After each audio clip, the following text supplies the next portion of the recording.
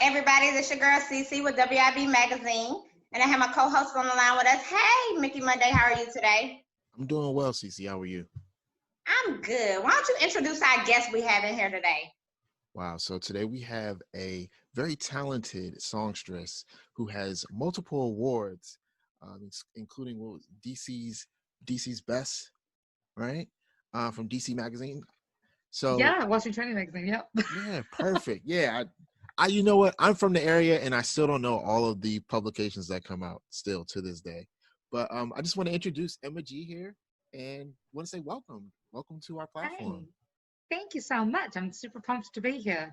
It's really nice to be able to sort of just take a minute to hang out with two humans that are just good humans and amongst all the chaos of COVID. So thank you for having me. For sure, absolutely. Awesome. But tell everybody who you are, where you from, what you do. Oh my gosh. Okay, so I might not be a DC native, but I've definitely made DC my home. I'm originally from New Zealand, which is otherwise known as the land of elves and orcs, if you're a Lord of the Rings fan. I'm not an elf or an orc. I'm just really short. But I moved here in 2015. Sorry, I'm not very funny. I get it. This is why I do music. I'm a full-time musician here. I moved here in 2015, and I've sort of created this genre for myself. I'm a soul like goddess rock, soul rock pop singer. I call it goddess rock. I'm an artivist, so I write and sing about issues that matter to me. And I've just released my 14th single. I'm on a mission from God this year to release a new single every 6 weeks. And trying to save the world one song at a time. That is basically my mission statement. So it's a really wonderful community of artists and artist appreciators here in the DMV area, and the states abroad, like as a whole, to be honest. But it's just been 2020, baby. It's been a roller coaster of experiences, of feelings, of emotions, and of course of songwriting material. So here we are doing the damn thing. Well, me and Mickey is from the DC area. So since you've been there, what is 3 things you love about DC? So I might not have been born here, but DC is definitely my home. There is a soul about this city that makes my heart so happy. The artist vibe, the underground, go-go, hip-hop, soul, pop, folk. There's so much going on, and I love it. But more importantly, I love that everybody's really super supportive of each other when it comes to, making a name for themselves in this city. I love, the fact that it's such a diverse and busy city, but there's pockets of beauty everywhere. You've got Rock Creek Park, you've got, various just woods sprouting out of nowhere and grass meadows in the middle of nowhere that are just like, oh, that's right. Just because we're busy, just because we're living in America, just because we're on our grind all the time, doesn't mean we can't stop and smell the roses. And of course, I just love my audience and the fact that I've got so much support from people from every walk of life, because let's face it, DC is a transient town. But there's so much support and passion for local music and specifically for artivism, considering that artistic activism is what I'm all about. And boy, are we going through it this year. So Absolutely. So I don't mean to keep you on this subject, but it's very interesting that you travel all the way from New Zealand to little old DC. So what kind of prompted that move? Was it something particular that drew you here? Because I know there are other music central hubs like New York and California, and Atlanta is starting to become more of an epicenter for everything media related. So what kind of prompted that move here? So I guess, well, first of all, let me stipulate that I'm a dual citizen. My mum is from Erie, Pennsylvania. So making the decision to move to the States was really easy. Most New Zealanders go to Australia or England. I don't know if you know this, but England has really terrible weather, and I'm brown and like the sun. So, so it was either Australia basically or the States, and everybody goes to Australia. So given that I had, that I have dual citizenship rather, I decided to make the move here after a really successful 2014 for me. I won the New Zealander of the Year Local Hero Award. My band charted in the top 20 of our New Zealand pop charts. I was the ambassador for Tough Mudder, and I'd done I'd also won some youth worker awards as well. So for me, it kind of was like, well, if this is your comfort zone, this is where the awesome shit happens. Let's go overseas and see what happens. So I got a job in Massachusetts and was a hiking instructor at a girls' camp for 3 months, and got a job in Connecticut as an outdoor science education teacher. I know, different. But between those 2 jobs, I went on a road trip to Indiana, of all places, broke down in New York State, ended up in Rockville, Maryland, which is, a short train ride from DC, and visited DC and fell in love with the place. Wow. Again, like the spirit of the city, the people, it didn't matter if what socioeconomic bracket you kind of fit into. Everybody was just super cool, super chill, super kind, super supportive. And so my gut was telling me, you need to be here. I visited California and I visited New York, and both of those places were really cool. They're fun. And I've now, visited 27 states of the States, but there's just nothing quite like DC. There's this thrum of magic here that is indescribable for me, at least for me. I love Atlanta. I love New York. I love California. But DC's home. That's great. And honestly, I'm glad to hear this, hear this refreshing take on the city, because being a part of the underground hip hop circuit, rap circuit, it's very cliquish. And it's like, it's like, why does this have to be so hard? It doesn't have to be this difficult, because you look at cities like Baltimore, which are adjacent to us, they're a lot more open when it comes to working with various artists within the city and kind of doing things. So I'm actually glad that you were able to find your footing in this area. Thank you. That's a blessing. I think it's really important. I totally hear you. And I come from New Zealand where it's a very similar mindset. But, one of my favorite sayings is, if you can't see the light, be the light. So if I'm willing to, put my foot forward and be like, hey, I'm a human, you're a human, we both make music, let's collaborate. I think one of my friends, AI, said it beautifully the other day. It was like, it's a co-opetition mindset as opposed to a competition mindset. Together we rise. So I don't know, that's literally been my ethos since I moved here. And so far, I'm yet to have somebody slam the door in my face and go, nope, we don't like your accent, you smell funny. So we'll see. Hey, that's good though. Like I said, that's great. Thank So you. you're welcome. So can you tell us a little bit more about your band? Your band is called the Capital Groove Collective, correct?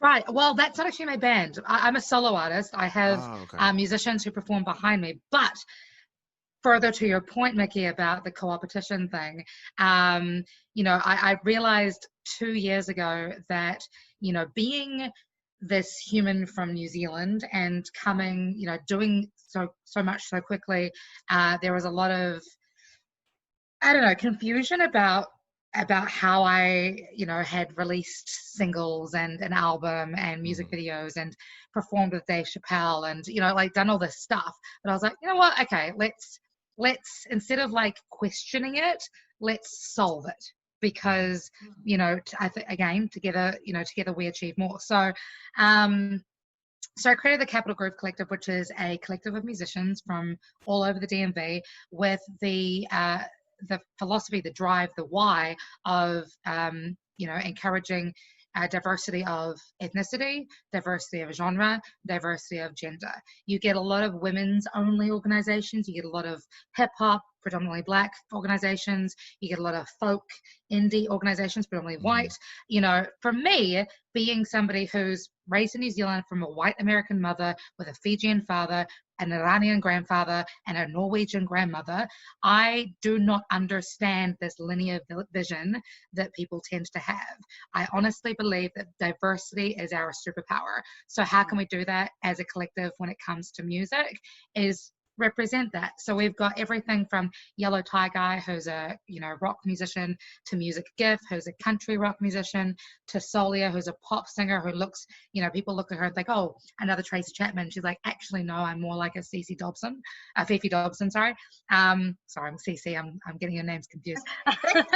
And then, you know, then we've got Stephanie Mathias, who's a violin, classical pop singer, you know, and then my thing. So it's like, of course, we've got hip hop and go-go in there as well. So it's really important that I think we celebrate the diversity of this community, because I think in 2020, now more than ever, we really need to rise up and show that, you know, rising together is not just all of one group of people rising up. It's a case of like, all voices are unique, all voices are important, all voices are valued, and all voices are important. So let's have these conversations, and let's create magic, let's create music together. Wow. I love it. Wonderful. Thank you. You're welcome. You're welcome. So, excuse me, I tend to ask this question a lot because it really gives the audience that are viewing an opportunity to, you know, get to learn about you a little more as an artist. And the best way to do that is through your music. So if you could choose a song from your catalog that you would use to introduce, you know, these new listeners or new viewers that are tuning in, what song would you pick and why? You know, I don't know. And the reason the reason I'm making faces, again, like I'm really bad at being pigeonholed into one box. My partner sat me down a couple of months ago, and he's like, you know what, Emma, you're like the female Prince. And I was like, wait, what? And he's like, well, because you don't fit into one genre. You know, Purple Rain is a very different song to Kiss. Kiss is a very different song to When Doves Cry. You know, and so for me, it's the same thing. Like my latest single, Slow Motion, also features a DC brass band by the name of Aztec Sun. You know, is a very different sound to my previous single, which was Save You From Yourself. So, you know, Slow Motion's very much like a dance electronica track. Save You From Yourself is more like a Khalees inspired, like Alanis Morissette rap rock pop track. And then we've got like my more hip hop thing sound, which is, you know, from Souled to Be Brave. So it really depends on like where you come from as to what song I might recommend. The song that's on my heart at the moment that I really I really hope resonates with people, I guess, would be Living Proof. I wrote it on the 31st of December last year, released it on the 17th of January, and sang it for Marianne Williamson, who's a #1 best-selling author and ran for office, you know, for a couple of minutes, on the 1st of January. And that song, it's very poppy, it's very sort of Justin Timberlake meets Pink sort of style, but that's not like, because this year has been so tumultuous, the tagline of the song is literally, we are living proof that love wins. And I think that if for no other reason, that statement alone kind of tells you a little bit more about who I am as a human being, as an artist, and genre wise kind of gives you an idea of like, she got a little bit of soul in her, she got a little bit of rock, a little bit of pop, a little bit of weird. That's good. That's a good thing. I got a question for you. I see that you have your guitar with you at all times. It was like, do you have a name for your guitar, and do you play with it? Play your guitar every time you go on? I have to tell you a secret. I cheat on both of my guitars with the other. So I have 2 guitars. My first, his name is Jonathan. He is a seagull. So I named him Jonathan Livingston Seagull because of the book. Yeah, I bought him my first 2 weeks of living in the States, in LA. And he has been a faithful companion. However, I'm an abusive girlfriend and I haven't looked after him properly. And so his electric jack is a little bit funked. So I had to buy a new guitar and get a new boyfriend. His name is Casey and he is an Alvarez. They're both electric acoustic. So that means that they're acoustic sounding, but you can plug them in. And yes, I carry them around with me everywhere because you never know when a bonfire might spring up out of nowhere and somebody needs to have a musician. No, I'm kidding. But I don't know. I'm singing all the time and you never know when you're going to be inspired. Awesome. And I have another question before Mickey Monday goes. Sure. I see you release music like every 3 to 6 weeks. I was like, wait a minute, you just sent me a single and then you come out and you got another one. I was like, good, she just sent me this one. So how often do you release your music?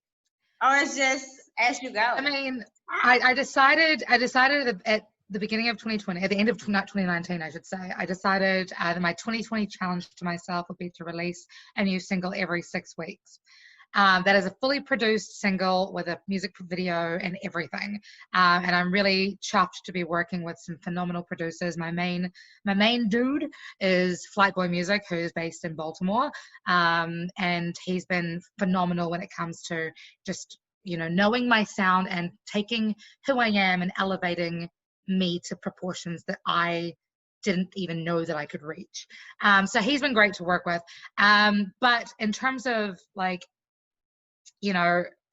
how this year has kind of shaped up, I worked my ass off in the first couple of months before the pandemic hit. Obviously didn't know the pandemic was coming, but was like, I'm just going to record, and then I'm set for the year. And it's been a ride. Obviously, a couple of times throughout the year, I've also been approached by various hip hop artists or other artists that want to sort of collaborate. The Capital Groove Collective, we recently released a collaborative track called Dig Deep, which was inspired into action from the murder of George Floyd. And then we, what's it called? Orpheus Music Management also recently collaborated with me on Slow Motion, which is my most recent single. So the plan was always to do one single every 6 weeks.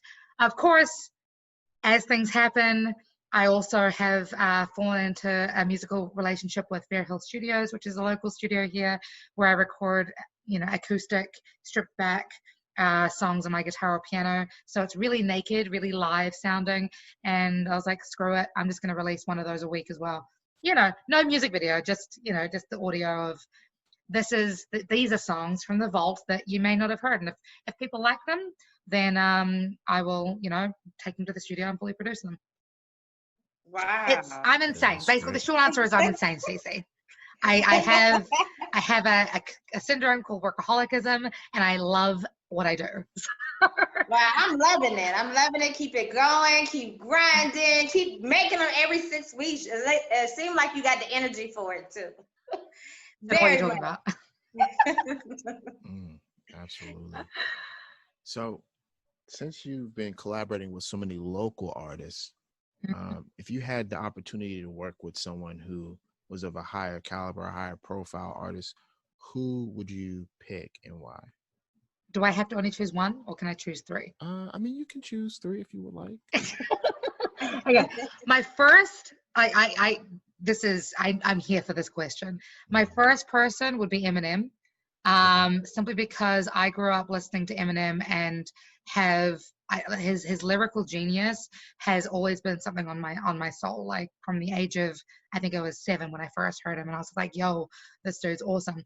So that'd be my first person. My second person would be Pink, because I love who she is, what she stands for.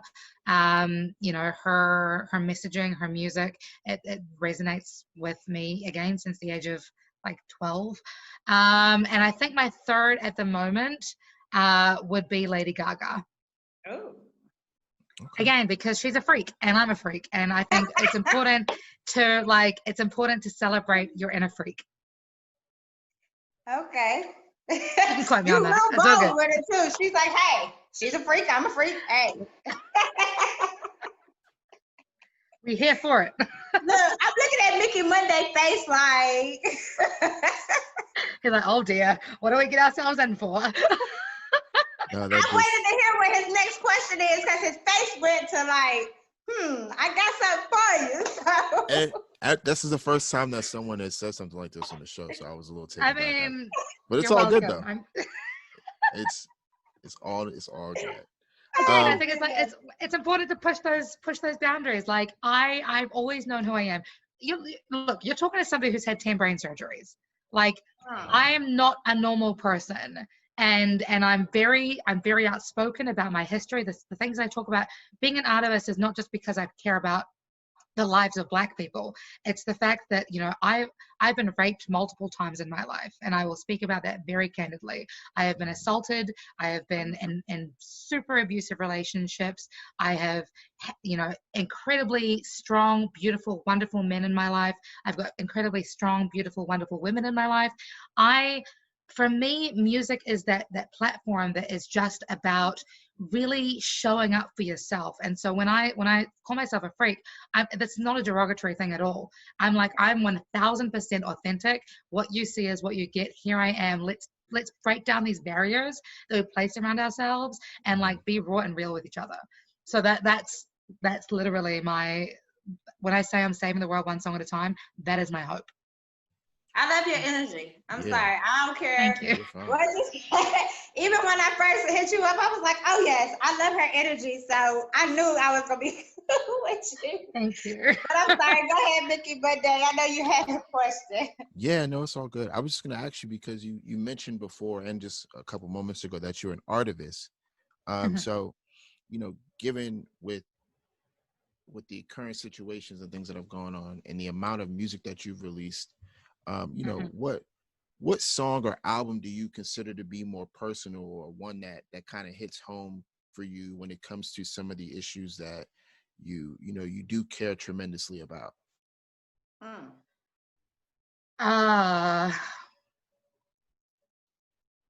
That's a good question. I think the one that's been on my soul the most recently has been Superhero, which I partnered with the Everyday Weekend and UXU agency and Flightboy Music to bring to life. So here's the story. I had just moved to the States in 2015. I moved to DC, and a girlfriend of mine from New Zealand was visiting the States, and she went to Colorado. I was like, well, I've never been to Colorado. Let's go. So I ended up going and you know, visiting with her for 10 days, I think it was. We went on a road trip through the state, and I ended up in a small town called Montrose, where I decided randomly to get a tattoo. The one tattoo parlor that I stumbled across was owned by a guy who was on probation for trying to kill somebody. And the reason why he was, why he tried to commit this crime was because the person he was wanting to harm had raped his niece. So again, you know, we've already spoken about, you know, my history with sexual assault. I was like, well, I'd be a bit of a hypocrite if I was to like judge this person too harshly. And obviously he's on probation, but I'm getting this tattoo done. And it's actually this one here, which is in commemoration for my brother who passed away. You can see it. There we go. Okay. Anyways, so we're having this conversation about how annoyed he was by all the paperwork that had been affiliated with, you know, being on probation and all the legal jargon and blah, blah, blah. And without even thinking, because I'm really good at not thinking, I looked at him and I said, well, isn't it lovely that your biggest problem as a white person is paperwork, when if you tried to commit the same crime and you were Black, you'd be dead right now. And he looked at me and said, actually, that's a really good point. So we ended up having this beautiful conversation about racial inequality here in the States. And that day I went back to the hotel room, and the song literally vomited out of me onto a page. And so, you know, that Trump had just started campaigning for his presidency, and I cried as I wrote the song. I went back to the tattoo parlor. Everybody at the tattoo parlor cried when I sang them the song, men and women alike. And, I was listening to it just the other day and thinking, holy crap, how is it that we're still here? That we're still having this conversation. And again, I appreciate I am a brown person that's only been in this country for 5.5 years. I have not been, I've not grown up with this. I have not grown up in a family who've had these, this oppression on their backs their entire lives. I am so new to what it means to be, segregated, judged, mistreated. But I truly, truly believe, especially in 2020, another election, now is the time for all the superheroes to please stand the truck up and do something. Lead the change. Show love. Spread it like a new virus. Now is the time to be kind and be radically compassionate to those who may not even think like you at all. But the only way that we're going to overcome these hurdles is to listen, to communicate, to listen, not to communicate to be heard. And so I think that's, sorry, that was a very emotional response. I mean, that's but perfect. yeah, that's pretty much where I'm at right now. Yeah. Please, superheroes coming at you, let's go. Right. Just got to put the signal in the sky and just, let them show We up. here. Vote, Right. please vote. Well, Mickey Monday, do you have any other questions before we go into our trivia question? No, I don't actually. I mean, that last one was great. I mean, that we can end it right there. That set the bar. So that was Okay. amazing. That story was awesome. Thank you. I mean, yeah, it's just tell me my truth, one of man. those. No, Right. seriously, it's one of those things where it's like you can't make it up, and it's so organic that how things just fall into place. It's kind of almost as if you were placed there for a reason. Yeah. So that's Thank why I I know we're Thank going you. out of time.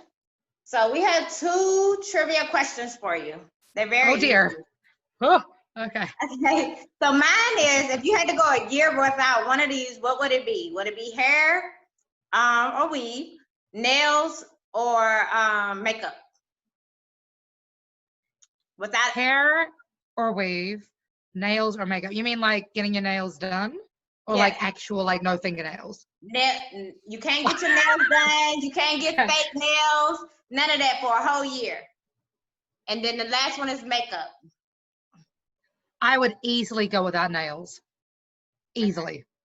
Because I keep my nails pretty well done. And you know what? It's really freaking hard to play the guitar when you've had a manicure done. I'm just saying.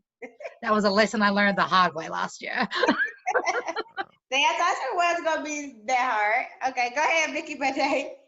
Yeah, so my question is about self-care. So this is the year of self-care because just how things have just been going the past couple months, right? So what is a mantra or self-affirmation that you use that you could share with us?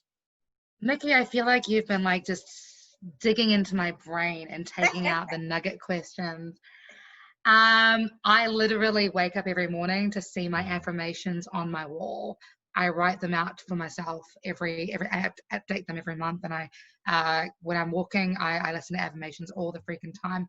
My number one affirmation: I am enough. Wow. Okay. We are all. What was it? One of my girls, Solia, she says, "God don't like ugly. We are all perfect in God's eyes. God don't like ugly. There is no way that you represent anything less than perfect because we're all made in God's image." And I love that. You are enough. I love it. Amazing. I didn't get a chance to ask this, but I want to throw it in real fast before we get off. I like to ask everybody this. What is one fun fact about yourself? Because you're so energetic anyway. One fun fact. One fun fact.